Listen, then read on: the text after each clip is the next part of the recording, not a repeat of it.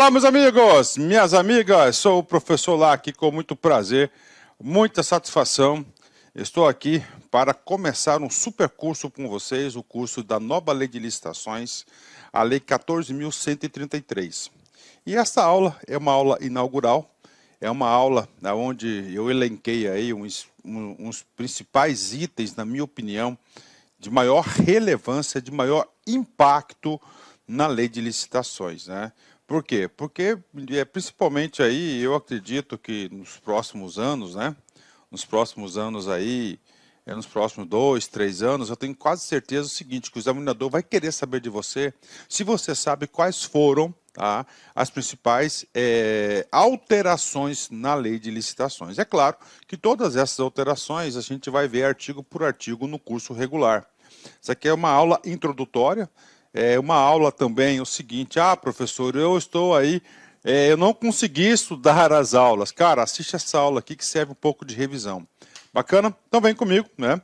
Principais alterações em licitação, né? Primeiramente, né, pela nova lei, a lei 14.133, e vamos lá, primeira grande alteração essa que já foi cobrada em prova de concurso.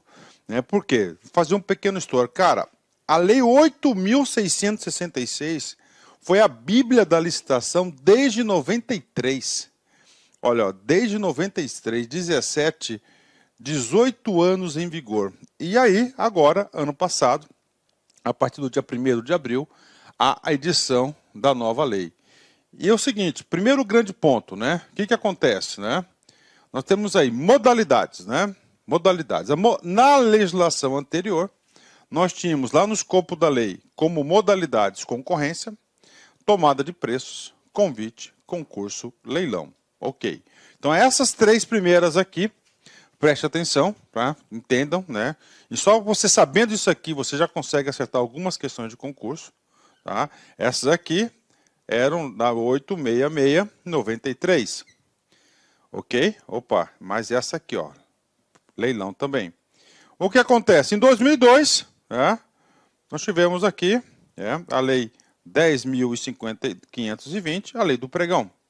E logo depois, em 2011, a Lei 12.460, que é o regime diferencial, de contratação. É a lei essa que foi motivada aí para a resolução aí das obras da Copa do Mundo, né, que tinha até 2014, foi a Copa. Os estádios tinham que ficar pronto um ano antes, né? E se fosse seguir o rito normal, não daria certo. Então, em 2011, aí, nós tivemos o regime geral de contratação. Bacana, né?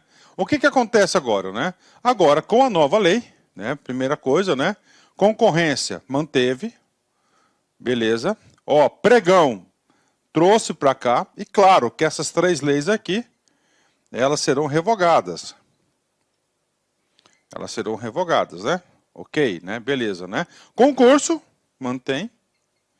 Leilão, mantém. Né? O que acontece? Vamos lá. Primeira coisa. Tomada de preço e convite não foi amparada. Por quê, professor? Porque, professor, como é que eu iria aplicar a tomada de preço, convite ou a concorrência pública? Era de acordo com o valor. De acordo com o valor, ou se encaixava na categoria convite, ou se encaixava na categoria tomada de preços, ou na categoria concorrência. Agora não. Agora não é esse o grau de decisão. A decisão agora é outra, né? Por que eu falo isso para você? Cara, eu estive lá na administração pública, né? Então a tendência, né, é usar o pregão, tá? Então, o pregão, eu tenho absoluta certeza, eu tenho certeza que isso já ocorre hoje. O pregão hoje é a modalidade mais utilizada para a contratação de bens e serviços, e o pregão, desde quando foi criado em 2002, né, ele passou por quê? Por aperfeiçoamento, né? Então, hoje o pregão aí é muito ágil, principalmente o pregão eletrônico. Então, tá aí, né? Então, o pregão está lá. Então, essas duas aqui saíram. Professor, o RDC, cara, o RDC, uma das novidades do RDC é que na legislação falava o seguinte, tá? Ele não permitia o projeto integrado. O que é isso? Tá? Era o cara fazer o projeto básico e executivo e depois executar a obra. Isso não era permitido. Aí o RDC permitiu isso. E agora? Agora, no corpo da lei, na 14.133, já há essa permissão expressa. E a grande novidade é o diálogo competitivo. Olha aí, ó. O diálogo competitivo, né? Então, o diálogo competitivo, realmente, isso aqui é uma nova modalidade, né? Uma nova modalidade. Cara, esse cara aqui cai, meu. Esse aqui cai pra caramba. Então, as novas modalidades são essas, né?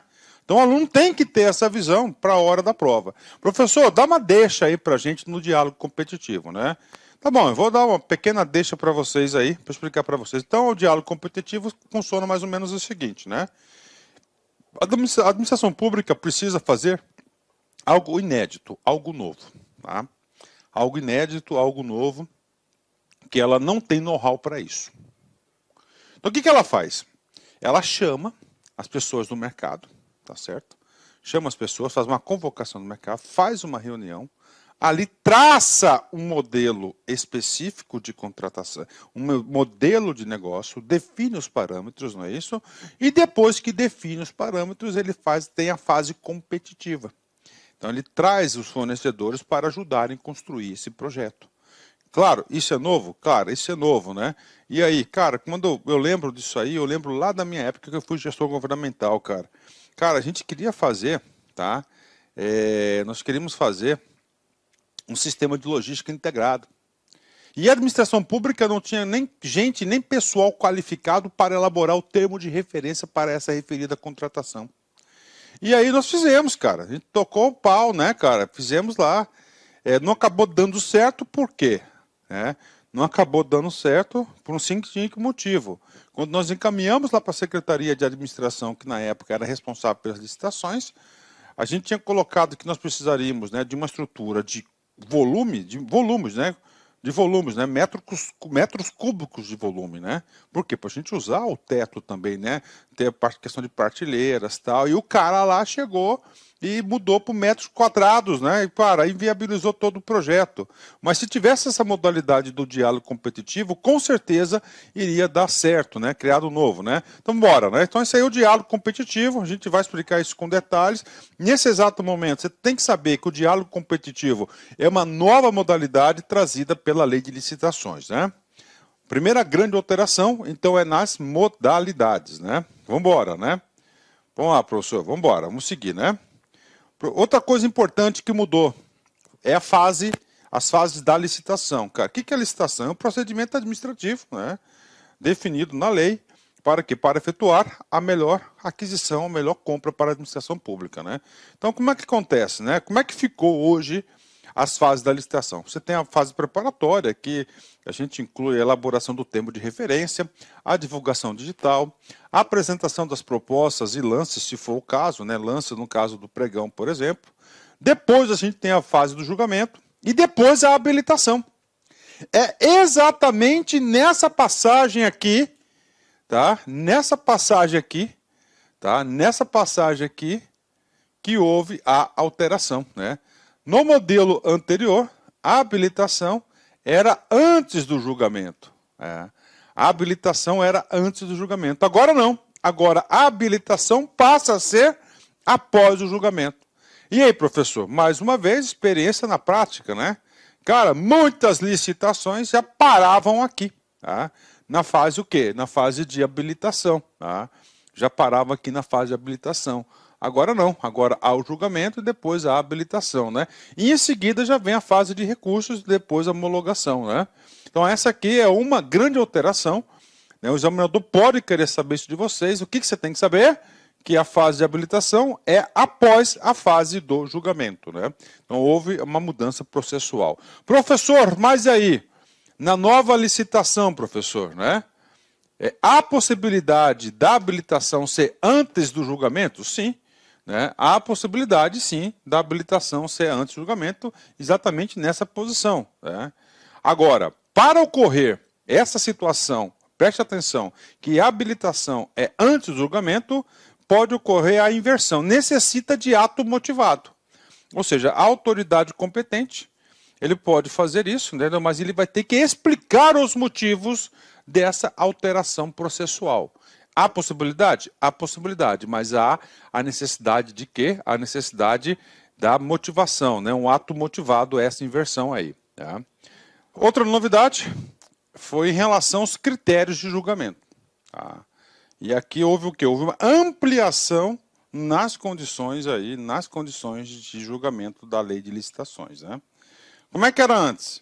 Menor preço, melhor técnica, técnica e preço, maior lance ou oferta. Né? Então vamos lá, como é que ficou? Menor preço, claro, manteve. Maior desconto, tá? O maior desconto, nós já tínhamos essa previsão no nosso arcabouço jurídico, né? Por exemplo, o maior desconto concedido, né? Já estava previsto lá no decreto de regulamentação do pregão, decreto federal da União, exatamente, lá já estava previsto o maior desconto, né? Então já tinha isso, agora não, agora o legislador trouxe para o bojo da lei, né? Técnica e preço, bacana, mesma coisa, maior lance, e aí tem uma particularidade importante, o maior lance é exclusivamente para a modalidade leilão, né? Lembrando que a modalidade leilão com certeza, a modalidade mais utilizada para a administração pública. Maior retorno econômico, olha aí uma outra modalidade, né? Outro critério de julgamento, né? Maior retorno econômico, professor. Como é que funciona isso, né? Por exemplo, eu vou dar o exemplo aí mais comum, né? Gestão da conta de energia, né? Então, a administração pública, né? Ela pode fazer o que? Uma licitação para passar para terceiros gerenciar a sua conta de energia. E como assim, professor? Terceiro gerenciar a conta de energia. Ele vai reduzir a conta de energia, ele faz o contrato de risco, né? Faz um contrato de risco, né? Na qual ele fala o seguinte, olha, se você aplicar nossa metodologia de gestão de energia, você vai economizar 25% da sua conta de energia todo mês. Opa, bacana, e aí? Aí é o seguinte, aquele que conceder o maior retorno econômico para a administração, venceu. Esse é o critério objetivo da licitação. Tá? Então tá aí para vocês. Aí o cara é o seguinte, professor, e o cara? O cara vai ganhar um percentual sobre a economia produzida por ele. Então esse aqui é o maior retorno econômico, né? Inclusive, eu digo para vocês que essa modalidade, nós temos várias empresas hoje no Brasil que fazem isso, né? Isso é muito comum aí para a gestão de grandes contas de energias aí que tem no Brasil, né? Tem aí escritórios, né, de engenharia especializados nesse sentido.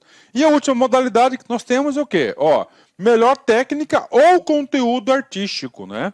Olha, conteúdo artístico, melhor técnica ou conteúdo artístico, né? Ou seja, isso aqui, conteúdo artístico é para o julgamento o quê? Isso aqui é muito novo, né?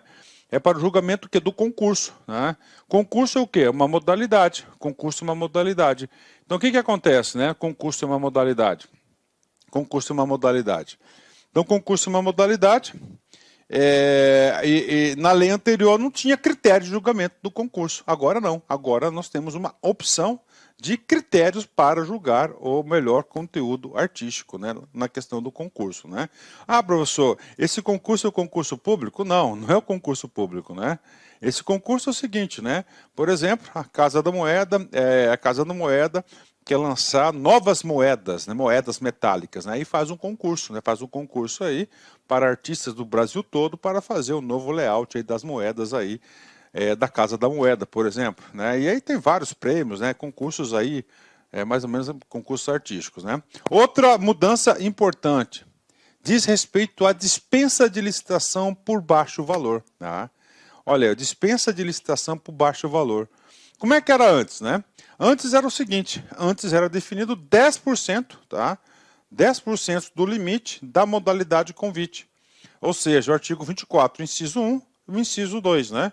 10% da modalidade de convite seria 33 mil para obras e serviços de engenharia e 17.600 para compras e demais serviços, né? Então, essa aqui era a compra direta, né? Com dispensa por valor, né? Ou seja, não precisa fazer a licitação, você faz a compra direta. Como é que ficou? Agora não.